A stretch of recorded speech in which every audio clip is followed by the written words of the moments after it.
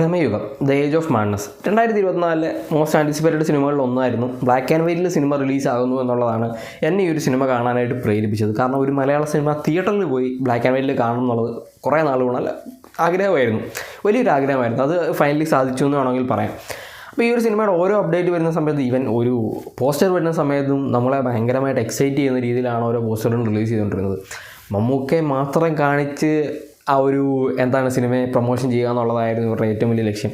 2024 ഒരു മലയാള cinema black and white release ചെയ്യാൻ കാണിച്ച ഒരു ഡയറക്ടറുടെ മനോധൈര്യമാണ് ഏറ്റവും എടുത്ത് പറയുന്നത്. കാരണം സിനിമ എങ്ങനെ കാണണമോ ആ ഒരു രീതിയിൽ തന്നെ വന്നോട്ടെ, ക്രിട്ടിസൈസ് ചെയ്യട്ടെ എന്നുള്ള രീതിയിൽ തന്നെയാണ് സിനിമ ബ്ലാക്ക് ആൻഡ് വൈറ്റിൽ റിലീസ് ചെയ്തത്. അതുപോലെ തന്നെ ആസ്പെക്ട് റേഷ്യോ, അതായത് നമ്മൾ തിയേറ്ററിൽ പോയി കാണുന്ന സമയത്ത് തിയേറ്ററിലെ ഫുൾ സ്ക്രീനിൽ നമുക്ക് കാണാൻ പറ്റില്ല, ആസ്പെക്ട് റേഷ്യോ ചെറുതാണ്. പക്ഷേ ആ ഒരു ആസ്പെക്ട് റേഷ്യോയിൽ കാണുമ്പോഴും നമുക്ക് ആ ഒരു സിനിമയുടെ ഫുൾ ഫീൽ കിട്ടുന്നു എന്നുള്ളതും വേറൊരു കാര്യമാണ്. അപ്പം ഈ നമ്മൾ പണ്ടപ്പോഴും കേട്ട് മറന്നിട്ടുള്ള അല്ലെങ്കിൽ കേട്ടിട്ടുള്ള മുത്തശ്ശി കഥകൾ, അതായത് പ്രേതങ്ങളും ഭൂതങ്ങളും ചാത്തന്മാരും ഒക്കെയുള്ള കുറേ മുത്തശ്ശി കഥകൾ നമ്മൾ കേട്ടിട്ടുണ്ട്. അതിനൊരു മുത്തശ്ശി കഥ മാത്രമാണ് ഇതിൻ്റെ ഒരു സ്റ്റോറി എന്നുള്ളത്. അപ്പം ആ ഒരു സ്റ്റോറിക്ക് എന്താണ് വലിയ പ്രത്യേകത? അപ്പം ഇതൊരു വലിയ ക്ലാസിക് സിനിമയായിട്ടൊക്കെ എന്തുകൊണ്ട് പറയുന്നു എന്ന് ചോദിച്ചാൽ ഇതിൻ്റെ പെർഫോമൻസും മേക്കിങ്ങുമാണ്. മമ്മൂക്ക, അർജുൻ അശോകൻ, സിദ്ധാർത്ഥ് ഭരതൻ, ഈ 3 ക്യാരക്ടേഴ്സ് അല്ലെങ്കിൽ ഈ ഒരു 3 നടന്മാരാണ് ഈ ഒരു സിനിമയിലെ നമ്മൾ ഈ 2.25 മണിക്കൂർ കാണുന്നത് എന്നുള്ളതാണ്. 2.25 മണിക്കൂർ ഈ 3 ക്യാരക്ടേഴ്സിനെ മാത്രം നമ്മൾ കാണുന്ന സമയത്ത് നമുക്ക് സ്വാഭാവികമായിട്ടും ഇവരുടെ പെർഫോമൻസിൽ എവിടെയെങ്കിലും എന്തെങ്കിലും ഒരു പാളിച്ച വന്നു കഴിഞ്ഞാൽ നമുക്കത് ബോറിംഗ് ആയിട്ട് തോന്നും. ഒന്നാമത് സിനിമ ഒരു സ്ലോ പേസിൽ പോകുന്ന സിനിമയാണ്. ഒരു കൊമേഴ്ഷ്യൽ സിനിമ എന്നൊന്നും ഈ സിനിമയെ പറയാൻ പറ്റില്ല. കാരണം നല്ല സ്ലോ പേസിൽ പോകുന്നു, പക്ഷേ എൻഗേജിങ് ആയിട്ട് പോകുന്നു. ബാക്ക്ഗ്രൗണ്ട് സ്കോർ ഒരു പതിയ താളത്തിൽ പോകുന്നു, സ്റ്റോറി ഒരു പതിയ ഒരു താളത്തിലാണ് പോകുന്നത്. അതുകൊണ്ട് തന്നെ നമുക്കൊരു നല്ല വലിയ സിനിമകൾ, അത് വലിയൊരു കൊമേഴ്ഷ്യൽ സിനിമകൾ, ഒരു ഫൈറ്റുള്ള സിനിമ കാണുന്ന അല്ലെങ്കിൽ നമ്മൾ യൂഷ്വലി കാണാറുള്ള പ്രേത സിനിമകൾ കാണുന്ന പോലെ ഒന്നും ഈ സിനിമ കാണാൻ പറ്റില്ല. പിന്നെ ബ്ലാക്ക് ആൻഡ് വൈറ്റ് ആണ്. അപ്പം കളർ ഗ്രേഡിങ്, അതേപോലെ തന്നെ ഷോട്ടുകളുടെ ഭംഗി, അതൊക്കെ നമ്മൾ പണ്ട് ഇപ്പം ബ്ലാക്ക് ആൻഡ് വൈറ്റ് സിനിമയിൽ കാണുന്നതിനെ ആ ഒരു എസ്തറ്റിക് സാധനം മാത്രമേ കിട്ടുള്ളൂ. അപ്പം കളർ ഗ്രേഡിങ്ങിനെ പറ്റി ഇവിടെ പറയേണ്ട ആവശ്യമില്ല. ബ്ലാക്ക് ആൻഡ് വൈറ്റ് ആണ്, ഒരൊറ്റ കളർ മാത്രമേ ഉള്ളൂ. അപ്പം ഇരുട്ടായാലും പകലായാലും ചെറിയ ചെറിയ വ്യത്യാസങ്ങൾ മാത്രം നമുക്ക് കാണാൻ പറ്റുള്ളൂ.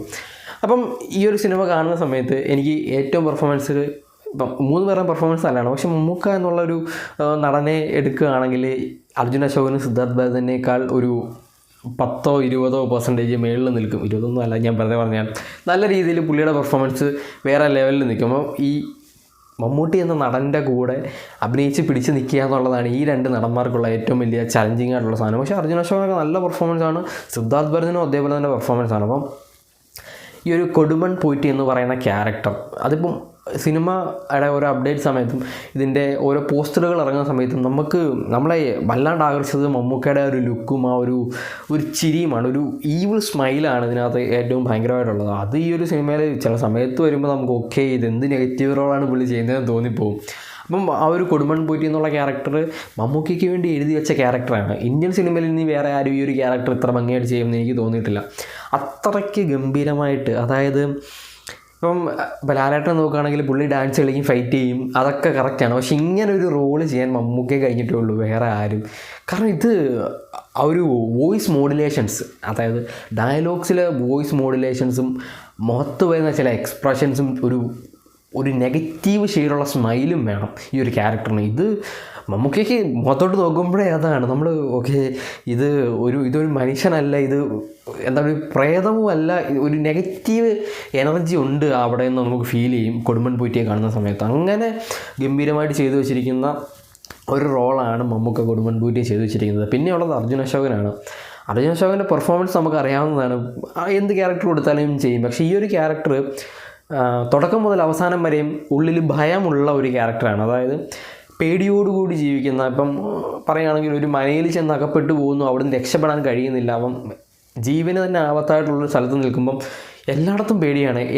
ഈച്ച് ആൻഡ് എവറി സെക്കൻഡിലും പേടി വേണം, ഭയം, ജീവനിലോടുള്ള ഭയം ഉള്ള ഒരു ക്യാരക്ടറിനെ ആദ്യം തൊട്ട് അവസാനം വരെ ഒരു പേടിയോടുകൂടി തന്നെ ചെയ്യുന്ന അർജുൻ അശോകൻ്റെ ക്യാരക്ടറും അടിപൊളിയായിട്ട് തന്നെയാണ് ചെയ്തു വെച്ചിരിക്കുന്നത്. പിന്നെ സിദ്ധാർത്ഥ് ഭരതൻ, ഈ 3 ക്യാരക്ടറിനെയാണ് നമ്മൾ 2-2.25 മണിക്കൂർ കാണുന്നത്. അപ്പം ഓരോ ക്യാരക്ടറും അവരവരുടെ യുണീക്നെസ് കാണിച്ചില്ല എന്നുണ്ടെങ്കിൽ നമുക്ക് ബോറടിക്കും. സിനിമ സ്ലോ പേസിലാണ് പോകുന്നത്, നല്ല രീതിയിൽ സ്ലോ പേസിലാണ് പോകുന്നത്. അതുകൊണ്ട് തന്നെ എൻഗേജിങ്ങുമാണ്. ആ ഒരു ബാക്ക്ഗ്രൗണ്ട് സ്കോറൊക്കെ ആയിട്ട് പതിയെ ഒരു താളത്തിൽ പോകുന്നു, എൻഗേജ് ചെയ്ത് പോകുന്നുണ്ട്. പക്ഷേ ഇവർ 3 പേരെ കാണിക്കുന്നില്ല. ഇപ്പോൾ അതൊരു യൂഷ്വൽ ഒരു കൊമേഴ്ഷ്യൽ സിനിമ എടുത്ത് നോക്കുകയാണെങ്കിൽ ഇപ്പം ഓരോ ഷോട്ടുകൾ കഴിഞ്ഞ് ചിലപ്പോൾ വേറെ സ്ഥലമായിരിക്കാം കാണിക്കുന്നത്, വേറെ ക്യാരക്ടേഴ്സിനെ ആയിരിക്കാം കാണിക്കുന്നത്. ഇത് ഈ ഒരു മനയും ഈ ഒരു 3 ക്യാരക്ടേഴ്സും. അപ്പം ഇതിനകത്ത് കൂടുതലും സൗണ്ടുകളും ഞെട്ടിത്തിരിഞ്ഞ് നോക്കലുകളും അതേപോലെ തന്നെ ചെറിയ ചെറിയ ഡയലോഗുകളുമാണ്. അല്ലാതെ വലിയൊരു ഭയങ്കര പേടിപ്പെടുത്തുന്ന, ഇപ്പോൾ നമ്മൾ കോൺജറിങ് പോലെയുള്ള സിനിമകളിൽ ഞെട്ടിത്തിരിക്കുന്ന സീനുകളൊന്നുമല്ല. ഇത് ഒരു മുത്തശ്ശിക്കഥ നമ്മളിപ്പോൾ പിള്ളേരുടെ അടുത്ത് നമ്മൾ പറഞ്ഞു കൊടുക്കുന്നത്, നമ്മൾ കേട്ടുള്ള മുത്തശ്ശിക്കഥയല്ലേ, അത്രയേ ഉള്ളൂ ഈ ഒരു സ്റ്റോറി എന്ന് പറയുന്നത്. ഇതിനകത്തെ പെർഫോമൻസുകളാണ് ഈ ഒരു സിനിമയെ വല്ലാണ്ട് ബൂസ്റ്റ് ചെയ്യുന്നതും ഞാൻ ഈ ഒരു ക്ലാസിക് സിനിമ ലെവലിലേക്കൊക്കെ പോകുമെന്ന് പറയുന്നത്.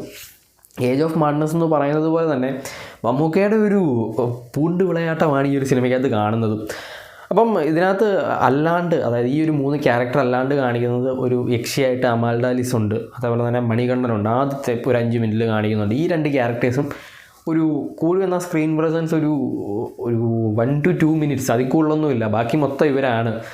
പിന്നെ ഈ ഒരു മന എന്നുള്ളൊരു സാധനം ഭയങ്കര നെഗറ്റീവായിട്ടുള്ള, മൊത്തത്തിലൊരു കാടിനുള്ളിൽ ഇടിഞ്ഞ് പൊളിഞ്ഞ് തകർന്ന് വീഴാറായ, ഇപ്പം പറയുകയാണെങ്കിൽ കസ്റ്റഡ് എനർജിയുള്ള അല്ലെങ്കിൽ ശപിക്കപ്പെട്ട മന എന്നൊക്കെ നമ്മൾ പറയില്ലേ, അങ്ങനത്തെ ഒരു മന സെറ്റപ്പ് ചെയ്തെടുക്കുക. അവിടെ ഇത്രയും മനോഹരമായിട്ടൊരു സിനിമ സെറ്റ് ചെയ്തെടുക്കുക എന്ന് പറയുന്നത് ഒരു വലിയ കാര്യമാണ്. അപ്പം ഈ ഒരു സിനിമ നമ്മൾ കണ്ടുകൊണ്ടിരിക്കുന്ന സമയത്ത് 2-2.25 മണിക്കൂർ കാണുന്ന സമയത്ത് ഇതിനകത്ത് എവിടെയാണ് ഒരു ടൈം ലൂപ്പ് വരുന്നത്? അതിപ്പം നമ്മൾ ഇപ്പം ഒരു മനയിൽ അല്ലെങ്കിൽ ഒരു ശപിക്കപ്പെട്ടൊരു സ്ഥലത്ത് പോകുന്നു, അവിടുന്ന് രക്ഷപ്പെടാൻ പറ്റുന്നില്ല. ദിവസങ്ങൾ പോകുന്ന അറിയുന്നില്ല, മാസങ്ങൾ പോകുന്ന അറിയുന്നില്ല, വർഷങ്ങൾ പോകുന്ന അറിയുന്നില്ല. അങ്ങനെ ഒരു സമയത്ത് ഒരു ടൈം ലൂപ്പ് എന്നൊക്കെ വേണമെങ്കിൽ പറയാവുന്ന ഒരു സ്ഥലത്തുനിന്ന് ഇവരെങ്ങനെ രക്ഷപ്പെടും? നമ്മൾ പണ്ട് മുതലേ കേട്ടിട്ടുള്ള ഒരു അധികാരത്തിന് വേണ്ടി ദുർമന്ത്രവാദം നടത്തി ചാത്തന്മാരെ പ്രീതിപ്പെടുത്തി ചാത്തനെ പ്രത്യക്ഷപ്പെടുത്തി, അങ്ങനെ ആ ഒരു ചാത്തൻ സേവ അല്ലെങ്കിൽ ഈ ഒരു ചാത്തൻ എന്ന് പറയുന്ന സാധനം അവസാനം ഈ ഒരു അധികാരം ഏറ്റെടുക്കുന്നതും പിന്നെ മന നശിക്കുന്നതും ആ മനയിലുള്ളവരെല്ലാം നശിപ്പിക്കുന്നതുമൊക്കെയാണ് സിനിമയ്ക്കകത്ത് പറഞ്ഞു പോകുന്നത്. പക്ഷേ ആ സാധനങ്ങളൊന്നും ജസ്റ്റ് ഒരു കടങ്കഥ പോലെ പറഞ്ഞു പോകുന്നുണ്ടെങ്കിലും പ്രസൻറ്റ് സാധനം മാത്രമാണ് ഏറ്റവും കൂടുതൽ കാണിക്കുന്നതും. ഒരു വലിയ പേടിപ്പെടുത്തുന്ന സീനുകളൊന്നുമില്ല. പക്ഷേ ഇതിൻ്റെ ക്ലൈമാക്സ് ഞാൻ ഒട്ടും പ്രതീക്ഷിക്കാത്തൊരു സാധനമായിരുന്നു. ക്ലൈമാക്സ് ഞാൻ വിചാരിക്കൊക്കെ ഒരു ഹാപ്പി എൻഡിങ്ങിലൊക്കെ കൊണ്ട് നിർത്താവുന്ന രീതിയിലായിരിക്കും എന്നാണ് ഞാൻ വിചാരിച്ചത്. പക്ഷേ ഒട്ടും പ്രതീക്ഷിക്കാത്ത രീതിയിൽ, എന്നാൽ നമ്മളെ സർപ്രൈസ് ചെയ്യുന്ന രീതിയിലുമാണ് സിനിമ കൊണ്ട് നിർത്തിയിരിക്കുന്നത്. അതുകൊണ്ട് തന്നെ എനിക്ക് നല്ല രീതിയിൽ ഈ ഒരു സിനിമ കണ്ട സമയത്ത് എൻഗേജിങ് ആയിട്ടും എനിക്കിഷ്ടപ്പെട്ടു എന്ന് വേണമെങ്കിൽ പറയാം. ഇതിനി മിക്സഡ് റിവ്യൂ ആയിരിക്കാൻ പറ്റുന്നത് പല ആളുകൾക്കും, അതായത് കൊമേഴ്ഷ്യൽ സിനിമകൾ മാത്രം കാണുന്ന ആളുകൾക്ക്, ക്രിട്ടിസൈസ് കാണുന്ന ആളുകൾക്ക് ഇഷ്ടപ്പെടും. പക്ഷേ കൊമേഴ്ഷ്യൽ സിനിമകൾ മാത്രം കാണുന്നവർക്ക് ഇത് ഇഷ്ടപ്പെടണമെന്നില്ല. കാരണം കൊമേഴ്ഷ്യൽ സിനിമയ്ക്ക് വേണ്ടതായിട്ടുള്ളതൊന്നുമില്ല. പക്ഷേ എല്ലാവരെയും ഒരു രീതിയിൽ അല്ലെങ്കിൽ മറ്റൊരു രീതിയിൽ പിടിച്ചിരുത്തി കാണിക്കാനുള്ള കണ്ടൻറ്റുള്ള ഒരു സിനിമ കൂടിയാണ് ബ്രഹ്മയുഗം എന്ന് പറയുന്നത്. ഇത് ഞാൻ പറഞ്ഞു തുടങ്ങുകയാണെങ്കിൽ ഇത് അരമണിക്കൂറോ ഈ ഒരു സിനിമയെ പറ്റി പറയാൻ പറ്റും. ഞാൻ അങ്ങനെ പറഞ്ഞ് വലിച്ചു നീട്ടാതെ ഞാനൊരു റിവ്യൂ ഫൈൻഡപ്പ് ചെയ്യാണ്. ബ്രഹ്മയുഗം ഒരു ക്ലാസിക് സിനിമയാണ്, ഒരു ന്യൂ ഏജ് ക്ലാസിക് സിനിമയാണ്. അപ്പം നിങ്ങൾക്ക് ഈ ഒരു സിനിമ കണ്ട സമയത്ത് നിങ്ങൾക്ക് എന്താണ് ഫീൽ ചെയ്തത്?